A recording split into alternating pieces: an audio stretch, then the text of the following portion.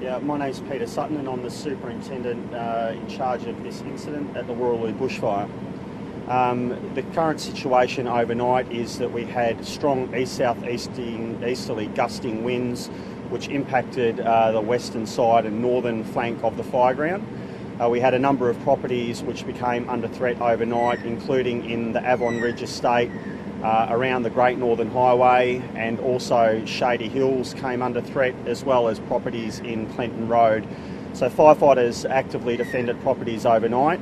The Shady Hills area was one of our biggest concerns, and the fire ran up the Avon Ridge, Avon Valley there into Shady Hills, and was successfully stopped by the retardant line that we dropped yesterday.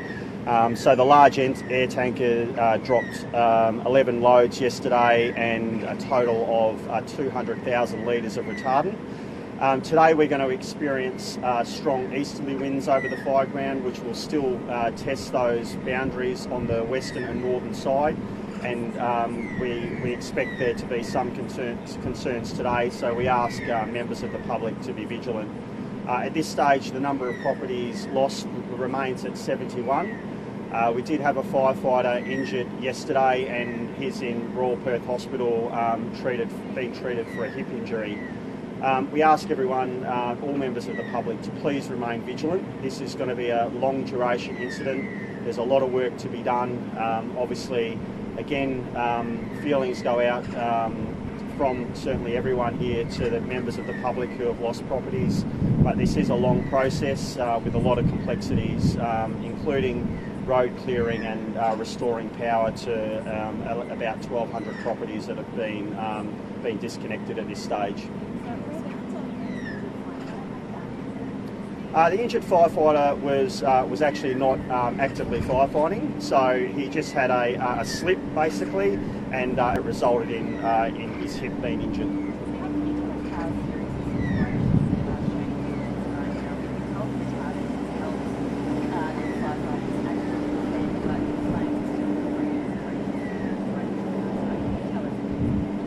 Yeah, so the fire came up the hill in 3 fingers, and basically it ran up to the retardant line and then stopped and burnt along the retardant line. So that retardant line was about 350 metres from the rear of properties.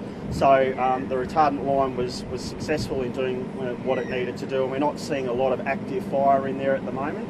So the situation has eased slightly, but will still be of concern today with the strong easterly winds.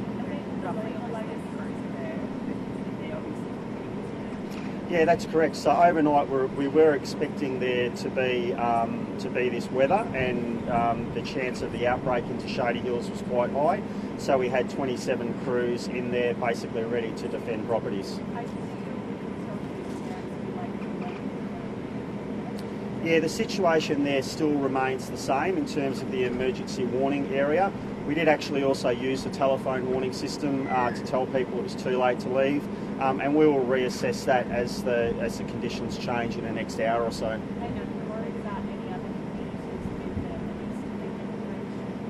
Yeah, so the issue today, I guess, will be around Wooroloo National Park and at the bottom of Great Northern Highway.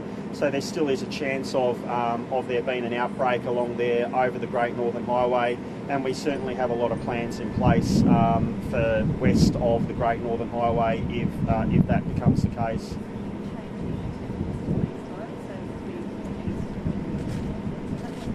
Yeah, there's going to be an easterly and an east-south-easterly influence on the fire today. So it is also quite variable because of the Avon Valley. You do have some funneling effect through there, so you can get variable winds all over the fireground. So whilst it's predicted as east to east-south-easterly, we expect it to be quite variable. So really firefighters are looking at all fronts of the fire during today.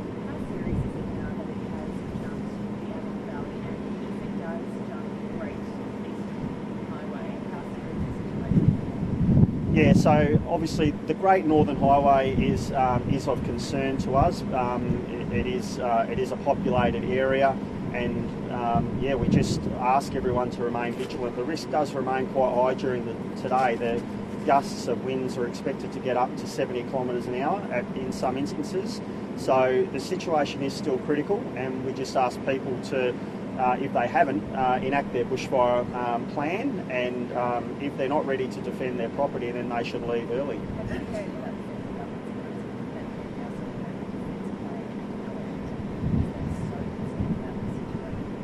No, I'm not aware of that.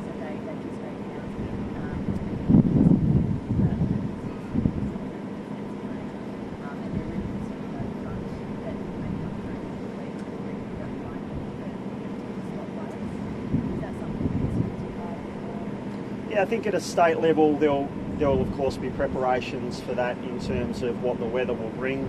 Obviously we have total fire bans in place for today, and primarily the reason for the total fire bans is because of resourcing. We don't want any new fires today, so we ask people to please don't do any activities that could cause a fire today, particularly noting it is a total fire ban.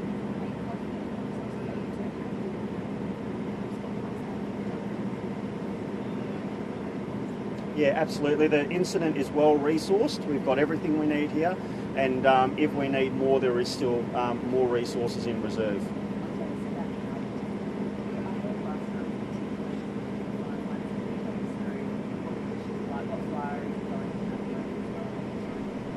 Yeah, so any time firefighters are actively defending properties, the situation is quite critical, but all our firefighters are very well trained, and obviously when we're defending properties there is quite a good process around how we place ourselves so we're not at risk, and the situation is that, you know, they've done a great job overnight. All the firefighters have done a fantastic job, and I can report that there has been no properties lost overnight.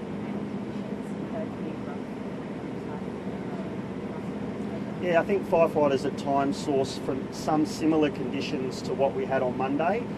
Probably not as extreme, but certainly there was active fire and it was moving at about 120 to 150 metres an hour, with spotting 60 metres ahead of the head fire.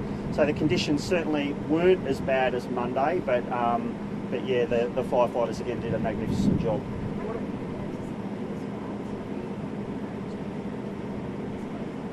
Yeah, so the process is now containing the fire. So we've got machinery working. Obviously the perimeter of the fire is 126 kilometres.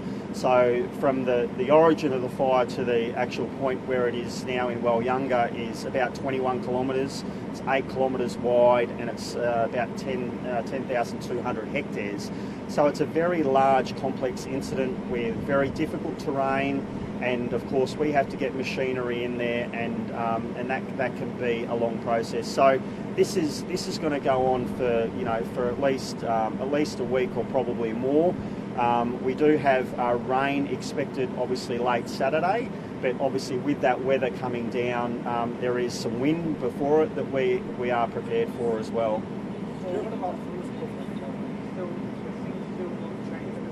Sorry? Yeah. So Bullsbrook is obviously still in the alert area. The issue is always around Bullsbrook has been if the fire went through Shady Hills. Obviously at this stage that hasn't occurred with that retardant line, and it's just a case of we're asking everyone, particularly in the warning areas, to stay alert, stay vigilant, and make sure you monitor the Emergency WA website. Roughly how many?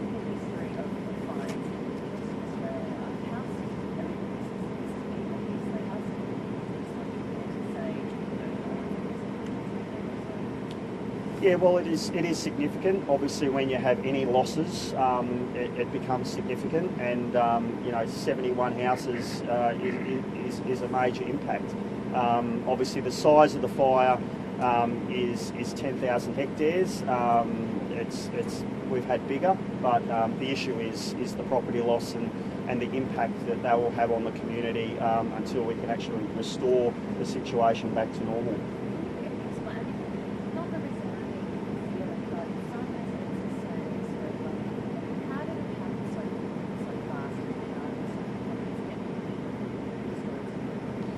Yeah, so the conditions on the day were extremely unfavourable for a fire developing, and once a fire does take hold, particularly in the fuel types and the terrain that it is, it becomes extremely difficult to suppress.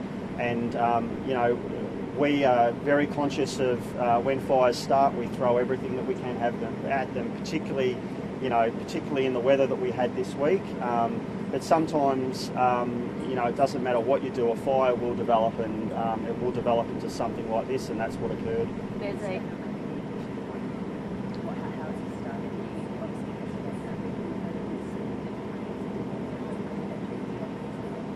At the moment, all I know is that the ignition point has been determined.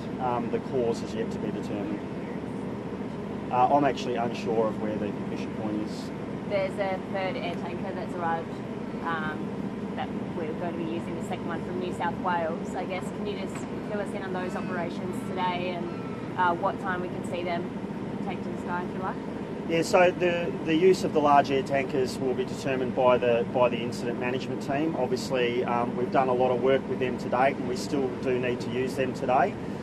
We have some planning, particularly around the northern part of the fire in the northern part of Gidgagana.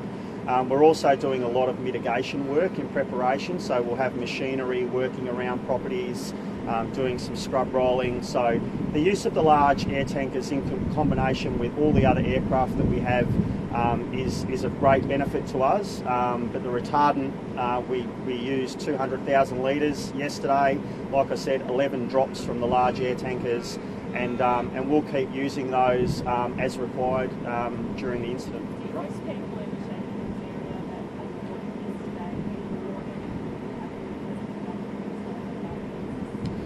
Yeah, I'm not sure how many people remained in Shady Hills, but obviously the instruction was quite clear that if you are not prepared to stay and defend your property, you should leave. And certainly our advice was leave, because if the situation did develop as expected, it would have been quite significant.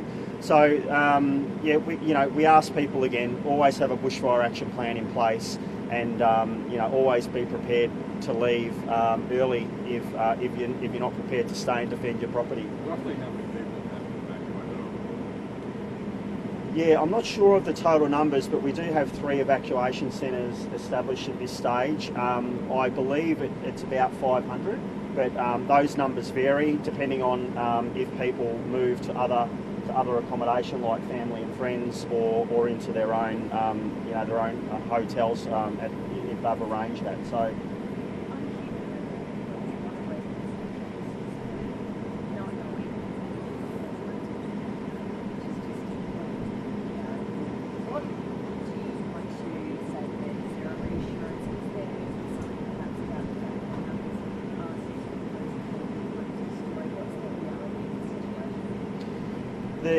Our Urban Search and Rescue Rapid Damage Assessment team have continued to go out looking for properties. The number at the moment is 71.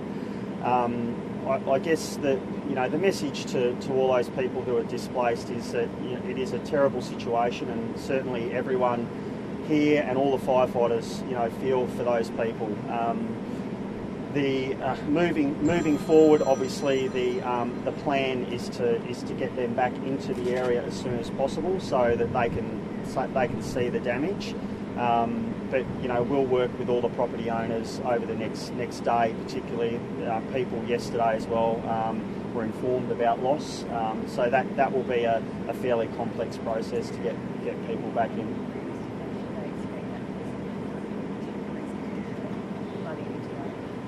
The number of 71 was from yesterday morning, and I would say that there may be additional losses added to that today.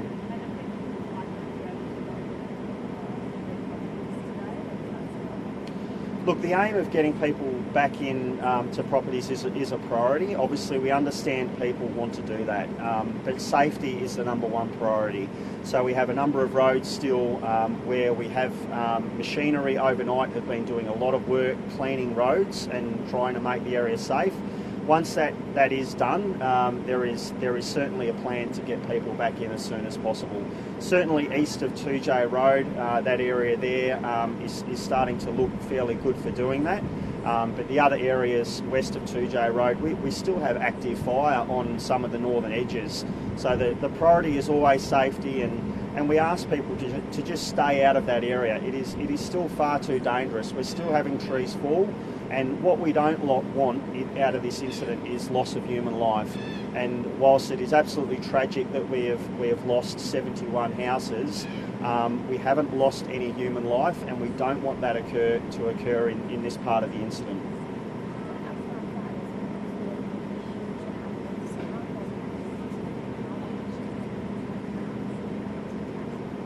Yeah, absolutely. So fatigue is a major consideration of the incident management team, and that message about fatigue goes all the way down to the firefighter level. We're able to rotate crews. We do have a lot of resources around the state. We've also called back career firefighters as well. So we have crews also that are coming from other regions, and they will also support us with the incident and the resourcing requirements. Thank you.